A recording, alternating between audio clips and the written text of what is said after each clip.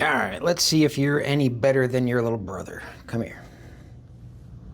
The Kicker KSS 65 from Kicker Audio at $212.96 and 125 watts RMS.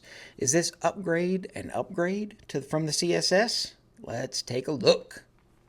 In order to limit the low-end distortion of the KSS mid-range, this is the mid-range woofer only, I set a high-pass crossover of 80 Hz. I also put a 2000 Hz crossover on there just for fun, but looking at the high-end, the overall frequency response, this thing will play pretty well from about 90 Hz all the way up to, I'd say, about 2200 Hz on its own.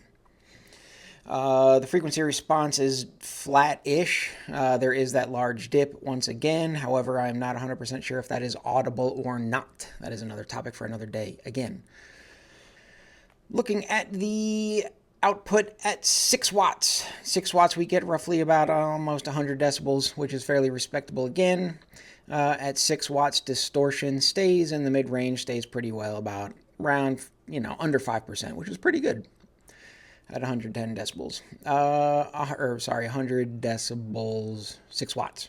110 decibels is reached using 100 of the 125 available watts for this speaker. Distortion at 110 decibels climbs up into the 10% range, with some spots peaking up to the 20-50%, especially that spot where the large dip is in the frequency response. This speaker is rated for 125 watts. Can you play it at 125 watts? Yeah, you probably could play it at 125 watts, but distortion at 100 watts is already getting out of control. So it'll play loud, but it'll play distorted. So the Kicker KSS component set. I didn't test the tweeter on this one. I was focusing on the mid-range for $213 for the set.